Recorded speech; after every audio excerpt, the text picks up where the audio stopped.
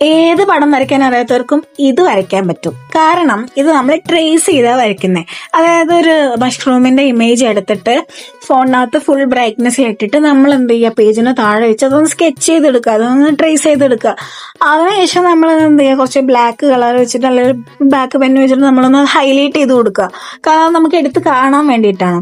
എന്നിട്ട് മെഴുക് കളർ വെച്ചിട്ട് നമ്മൾ എന്ത് ചെയ്യുക, കളർ ചെയ്ത് നല്ലപോലെ ഒന്ന് ഫിനിഷ് ചെയ്ത് കൊടുത്താൽ ഇതുപോലെ കിട്ടും.